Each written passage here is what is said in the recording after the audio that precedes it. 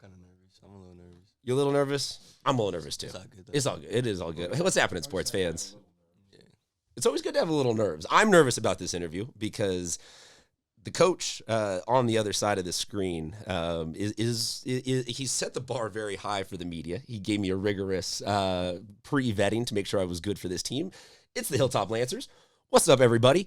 Guys, here's the easy part. I know some of you are nervous, some of you are ready. Let's go down the line and let's start with name, position, and if you can also get it right, grade.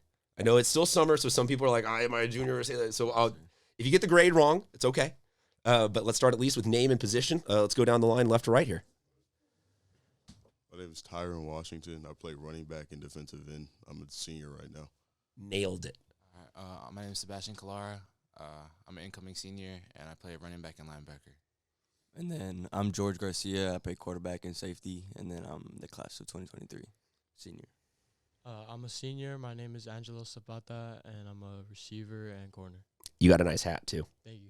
Is he the team hat leader? Like, does he have the best hat game on the team? For sure. Okay. Ask him what that was. What was that hat all about? Togetherness, like Unity. Yeah. Yeah. But for just like you just promote we a to get, family. you want all you walk around just hugging people, just come here, hug, like let's be together. I got it at Six Flags, a Green Lantern. Nice. Yeah. I feel like Coach wanted a little bit different story there. So Coach, I didn't know what it was. I asked him about it. Oh, perfect. Coach, you want to go ahead, grab that mic, introduce yourself. I'm Coach Brian Wagner. And you are let's see, what grade, if you were still at Hilltop after graduation, what grade would you be at this point? But you are a Hilltop alum, class of 1980. 1980. My goodness. Second, Was there phones back then? watch yourself. All you had was a dime to make a call. Second full year, first full year. How long have you been? First full year. First full year. Because we've never had an off season and regular season. So. Well, that's why the last 18 months have been really hard to say. Some of these coaches have been like, no, this is my third season. I'm like, okay, great. It's hard to get all these. We're getting closer back to normality. Be the third season, first full year. How's the program looking just in terms of you've brought in some seniors here, but are freshmen JV varsity this year, or are we just JV varsity this year? Probably just be two levels, JV and varsity. And again, since COVID hit, I think most other high schools are in the same position. It's like getting guys back out. Well, that's why I asked, because some of the last couple of interviews that we've had in here have been, we're just going on campus and begging anybody, freshmen, sophomores, get out here. You don't have to have any football experience. Come. We'll do anything we can. Right. San Ysidro yesterday was like, we're doing more social media, more this, more that, more than we've ever done, just to have to get our program to what it should have been 3 years ago. Right. So you are slowly winning that battle, though, Yes. Post-COVID. Slowly but surely. Right. And I think, once you put wins on the field, then people come out. We'll put that on the poll. This might be the first universal 100% poll at SD Prep Insider on Twitter, on Instagram. Does winning cure everything? Because I'm assuming it does. Well, not everything. Okay, well, then maybe we won't get 100%. Cures a lot of There are certain things that itch, maybe, that winning doesn't cure. So seniors, guys, where are we at? If you had to put a number to it, 0 to 100%, in terms of prep for the season. If you had to say, like, hey, if the season started tomorrow, we are 80%, we are 10%, we are 100% ready. What are you guys going to say? I would firmly say like 80%. We're like about to be where we want to be, but we just need to put in that work more. I agree with 80%. Like 80% would be good, and then we still can work our 20% to being 100% when the season comes. Our foundation's set, though. Coach, you're a little too surprised by his math skills there. So does 80% come in that the offense is mostly ready, and then or the defense is mostly ready, or is both, like, what's going to be the signature part of this team this year, offense or defense? Or am I starting beef right now? Offense. Offense. Yeah. What are we looking at? Because you guys just got done with the Southwestern tournament. Passing league does a fair amount of, like, okay, this is kind of what our team's going. What is the offense going to look like this year? We're going to be scoring a lot. We just have to focus on our line more. We need more big men, I would say. We need our linemen set. Yeah. I think our skill positions will get it done. You need to start just shoveling PB&Js and chocolate milk into some kids. Because I'm assuming that are you the biggest one on the line? No. Not even on the line. No. Well, you're He's on just the D-line. defensive line. goodness. Okay, so so as a running back, are you bigger than some of your linemen?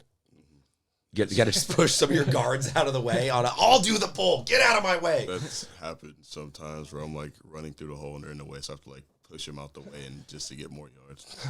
Do you enjoy that? Like, is that like a certain kind of flex that like I'm bigger and stronger than my lineman, get out of the way, or would you prefer having dudes that just dwarf you in front of you? Like, it's nice running through the hole when my linemen already create the hole and I can just run clean through it. But like if you're like in the way after okay, like please just get out the way.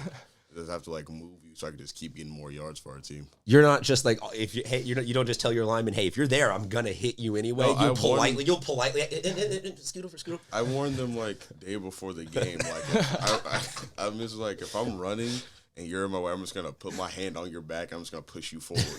I'm not gonna shove you. I'm just gonna push you forward. I'm gonna I just read off of you. So you're saying that we need to get 2 stats going for you this season: yards after contact and yards after friendly contact. Yeah. Measure both of those.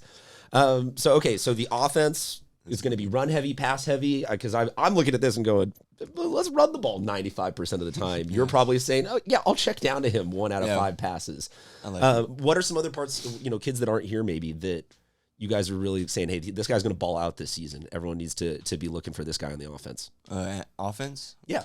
Or defense. I always say something defense. Okay, I think Andrew Chavez, a corner we have, he's locked down. I think we're going to be really good with our corner-wise and defensively-wise. I think our offense is really good too, but our defense is really going to put up some good. Our defense is going to be probably like our strong suit when it comes like mainly D-line and linebackers. Like we have for D-line, just like it's me and our teammate Giovanni. He's like a good strong. He's maybe like undersized when you see him, but like in game, he's like really good power from Yeah, he's really out the powerful. way, and he can get Is that technique and finesse type of guy? Explosive. Yeah, because like when you see him, you're just like, okay, he's not that strong, and then like you play against him in game, and you're like on the he's like He's got that picking you up mysterious like dad strength going on. Yeah. Where Really you're- that dad strength. It was funny because like we were playing against Olympian, and this kid I watched it back on film. I didn't see it in game, but I watched it back on film. This kid just kept trying to check him. He was like just being like annoying, trying to check him, and then Gia was like, "All right," and he just put him on his back, and it was like really funny. And the kid just walked away from him. It was just hilarious. The best part of some of that is when you're watching film and it's not even part of like the play of just like that was a vendetta that was settled on like the sweep to the right, left guard, left tackle are just getting smashed into the ground, and you're like, okay, like you didn't make the play there, but You've seen that's something. pretty fun to watch on film the next day. Yeah. Coach, for you, I'm curious. You hear them talking about Olympia, like it's the same teams. I'm curious though how similar everything is rivalry wise, point of view wise, intensity wise as to when you went to Hilltop. How much is the same? How much has changed? Well, it's there's always a rivalry. I mean, when I was going to high school, it was Bonita. I mean, in our league down at Metro was basically 10 teams, and it was all the South Bay teams, a lot of the Pacific teams, and we had Coronado was in it. So basically, it was a 10-team league. So you're used to playing those same teams year after year. Now it's like leagues are smaller, and your non-conference could be different from year to year. So it's some of the same, but a lot different too. Well, and that to me, that's interesting because we were talking a little bit a couple days ago about how there's now these mandatory cross league games, and everyone there is shaking their head. And I think that it seems like we're on kind of like a borderline transition from where it was a long time ago, like you said, of just get everybody together in one super league type of group. Like this is geographically, this is everybody. We'll figure it out in terms of that's where you play your whole schedule, and that's where most of your year will be is this rivalry. And now it's become a world of counting points and win-loss percentages of this. We need a tier 1 win against a D3 team to get us this amount of like. It's become so much math that I feel like some of these kids are just losing that classical raw Friday night.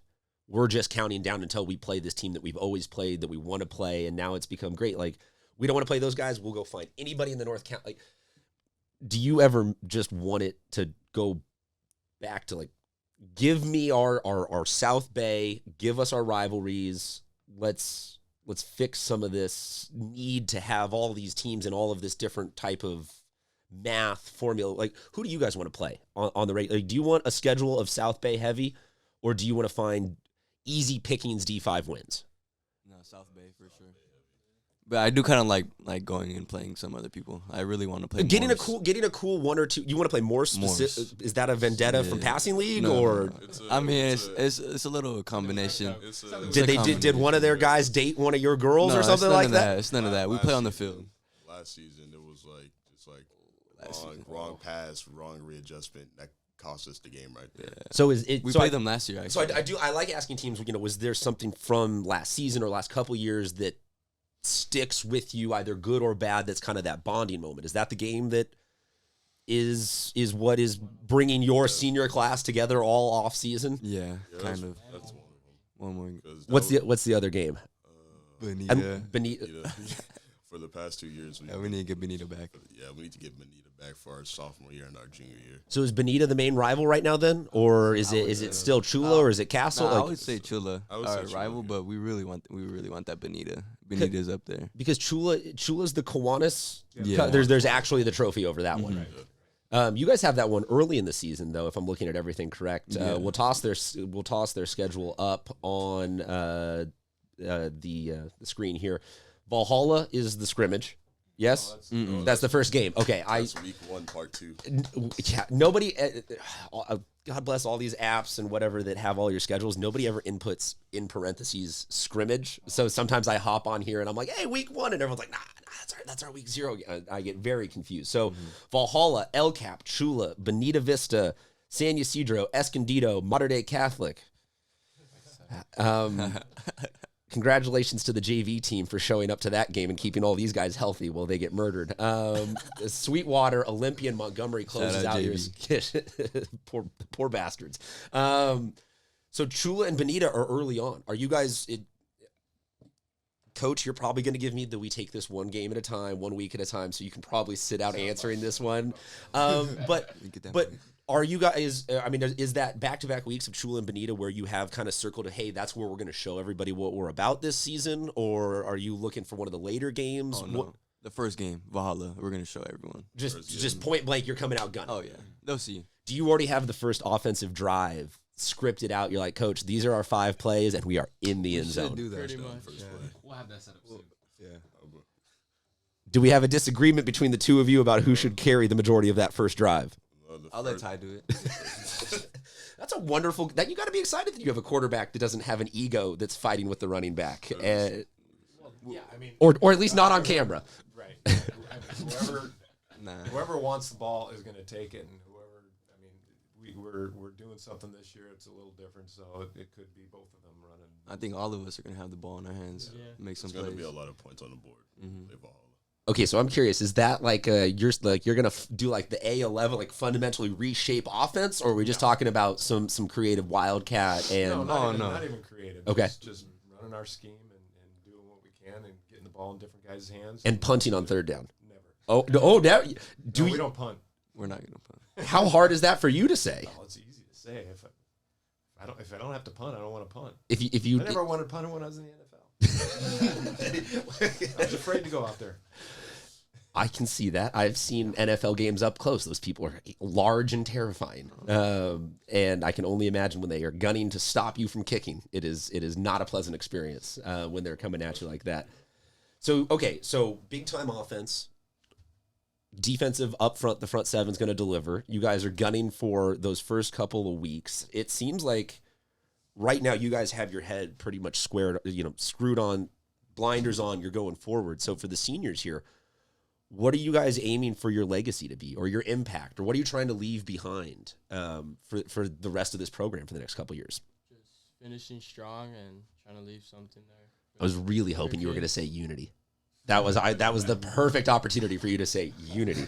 Okay, so but finishing strong, leaving something behind. There is no right or wrong answer. All of you seniors can answer, or if it gets repetitive, you don't have to. But maybe some bigger or some smaller stuff that you're thinking about. Like accomplishments wise, like at least win league, and then get into the playoffs. That's about it. I think taking league title and like continuing on for next generations will be good for underclassmen. Yeah, winning league this year, and then trying our best in playoffs. This will be like our first playoff appearance since 2019, if we make it.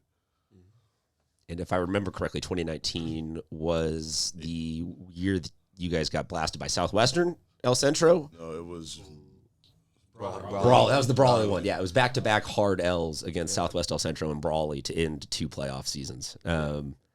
Those teams always have those teams since you've been in high school always been the mystery ones that come out of nowhere to be some country-fed boys that beat never had to play them before. Yeah, the crazy thing that seems to happen here is that everyone always kind of underestimates corn-fed strength, and there's some big Brawley linemen that everyone's like, oh, good Lord, D4. He's 6'8". Or the kid that literally once told me, oh yeah, I work out by running makeshift hurdles with hay bales in my dad's alfalfa field. And I'm like, oh, nobody in the confines of San Diego County has that experience working out early on. Who are some younger kids? As freshmen, sophomores, anyone like that you guys are looking at maybe having a breakout year this year that we could these are not the guarantees. These are the who can we get in early on the bandwagon for. Should we say You mean like juniors? No, well, if there are no freshmen or sophomores, so like, Mason? that's fine. Yeah, Nah, we'll go Mason. Might be a sophomore too. Yeah. Like not as many juniors that we have can show up. Receiver wise, sorry. my bad. Receiver wise, this upcoming season as a junior, his name's Nick Moore. He's like number 14 on our team. He's a breakout receiver. We also have Isaac Meza. For sure. What's his number? 7. 7. I think his if he's the same number, he'll be number 7. His name's Isaac Meza. Also another breakout receiver. Then we have a tight end, Santi. does he change numbers every couple games? No. I just haven't. We just forgot. He just forgot. I like that. It was like those 3 right there are like they've like been together since like freshman year, almost 8th grade. So they have like a really strong chemistry, like as them 3. And then them coming into like this season right here, they'll be really good. And then their senior year, they're gonna really just like pop off. Yeah, their senior year they should be good. And their quarterback, Isaac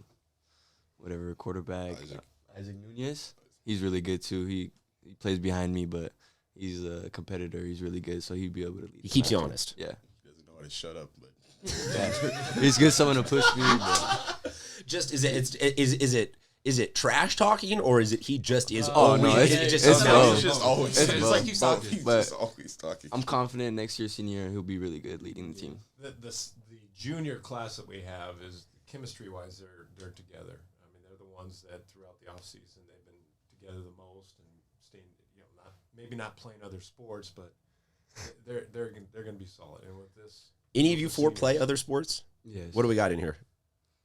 Baseball and basketball. I play golf. He does it. Hey, you don't have to laugh at that. Golf, high school golf. If I could go and coach any sport at the high school level, golf 100%. Oh, yeah. You don't have to do much other than just show up to golf. It's delightful. I do basketball and I do track and field. I'm a thrower and a sprinter for track and field. The other sport I play is baseball. Coach, I do at this point need to compliment you on letting them do that. And I know that is something that you're probably like, why wouldn't I let them do that? But we are in an era where sometimes there are high school programs that seem to subtly, if not more overtly, promote, hey, spring is 7-on-7 season and not baseball season. Right. Winter is lifting season and not basketball season. And I'm curious where your opinion is on just, hey, I don't want to see your faces for 6 months. Hey, check in if you can. Like, what is the balance that you have struck, at least, in your coaching philosophy? We always offer off-season workouts and 7-on-7s, things like that. But the guys that are playing other sports, they're kids. I mean, let them be kids. Let them enjoy playing as many sports as they can. What'd you play at Hilltop? I played football, soccer, baseball. Nice. So, are there? Would you have been there during? Was Baumgarten? Yeah. Oh yeah. Bob was one of my favorite coaches. Great man. I have only known him a lot via of coaching points to me. I've only known him via stories being told to me and the hot dog. It still remains. Bomb The dog. bomb dog. That's the name Everybody after knows him? those. Yeah. I did not know that. No, but definitely, I mean, in some of these kids that are thinking about going to college, if you're a college football and you're recruiting kids to play, they're going to look at what else they do. If they're just football, then somebody else's football and baseball or football and track, they're going to go with the guy that's a two-sport athlete. So I'm promoting that. And I'm glad to hear that, but I also think it's always an extra level of interesting to hear who it comes from. And I don't want this to, we don't need to take this in a huge tangent, but I do think that it's interesting that people like yourself that went on to the next and then the next and then the next levels tend to be the ones that are like, yeah, go do other stuff. And the ones that maybe didn't go past high school are the ones that are out there screaming and preaching football. And I always find that interesting that not all, but at least most of the guys that went pro were like, yeah, it was the best of my 3 or 4 or 5 or 10 sports that I did. And I didn't really narrow that down until college. Yeah. So and I think most college athletes, and even, you get to a professional level, they're all around athletes. They're not just so totally focused on one thing at a young age. Maybe they got into college later in college and then focused on one thing. So yeah, the two that always blow my mind, and these are outdated references to everybody in this room, I'm assuming, but Joe Mauer was a baseball player for the Twins for a long time. He was also the Gatorade High School Quarterback of the Year in high school. And I'm like, well, okay, he wound up being a pro catcher, and you can't maybe have two more dissimilar skill sets between being a Major League Baseball catcher and an NFL or a high school quarterback, but obviously made it. And then Allen Iverson, one of the best high school quarterbacks like in Virginia history, and wound up being a shooting guard in the NBA. So yeah, look here, Tony Gwynn. Yeah, Tony. People don't even realize that Gwynn didn't even play baseball his freshman year at SDSU because he was so dedicated to wanting to be a basketball player, and then everyone kept saying to him, "You have tiny hands." He couldn't palm a basketball, and so they said, "Go, bye-bye. Bye-bye. You could be a backup on the baseball team or on the basketball team. Go be good at baseball." Guys, I always like to close out with a thank you, and I ask 2 other questions. One is, do we got any new uniforms coming this year? Because you guys have the coolest color scheme in San Diego high school football. Yeah, we think so. I both know so and am forced at gunpoint by my Hilltop alumni wife to say so. But Except they like the black jerseys. Black. Black is crazy. so that is that the first generational gap between you and the team? No, definitely. Is that you? That they think black's cool. No, Well, they also seem to think that black is a primary color of Hilltop. it's not even a color. Oh, yeah, It's it the is. primary It's not color. even in the scheme. Our main I don't color know. It's a highlight. is our green jerseys. But something brand new that we've been waiting, we finally have white pants that we can have white out. Versus Valhalla, we're gonna have a white out game.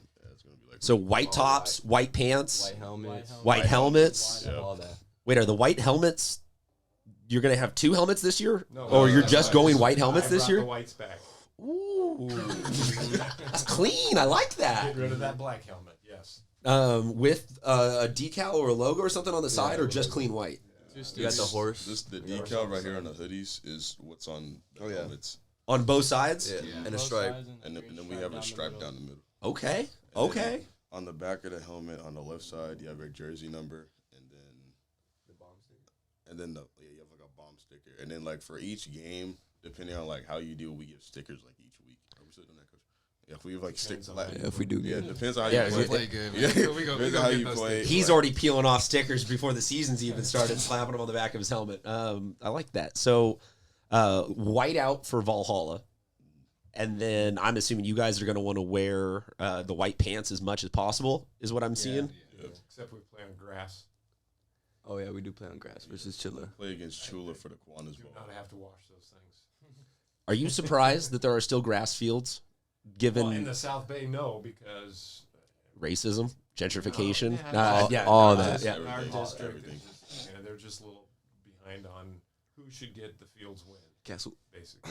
Well, no, it's fascinating that it took you guys 2+ years to get your field fixed and renovated. That was a truly horrible situation because they left it just untouched they tore it up and then left it untouched for 18 months because of district stuff, Right. just because of minutia and paperwork. And to see that Mar Vista, Chula, Castle are all still Southwest is all still unturfed, and that Olympian is getting their second one, and Otai's getting theirs. East Lake's getting their second one. Like no. some of those are getting returfed, and yeah. Olympian's Road Warriors Olympian I think is Road Warriors this year because they're getting their field redone, and it's Oh yeah, mind-boggling. Why? I have a friend who goes to Olympian. He said that their only home game will be homecoming. Yeah, their last game of the year is going to be their crazy. their stadium reopening.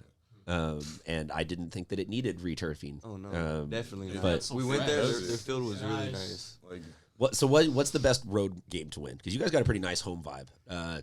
It's a great like up on that mesa top. You got good stands. But what's the best place to win at? Chula. has to be. Just because you like the rivalry, you like winning at them. Everything is rewarding about. Because when we're at Chula, we got our friends from Hilltop. Some may have friends from Chula.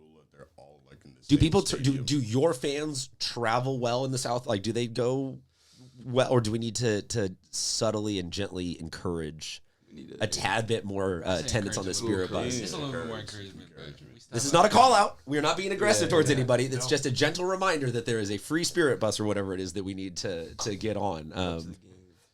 No, I think a win we really want on the road is Montgomery. It's a league game, and a lot of kids we know like go on the team. And yeah, Last game of the year, got to leave it all on the field. that's Sweetwater. Sweetwater's last game. Montgomery's like. Yeah, that's our homecoming. I'm looking at it right now, and That's even my better. mouse has died, so I can't scroll down. But the bottom of the screen that I do see is Montgomery. So That's unless good. you have a second Sweetwater game I hidden think I down got there. that switch, but That'll be our at least I last. want Montgomery last. Unless coach has a hidden rivalry from his Yeah, last.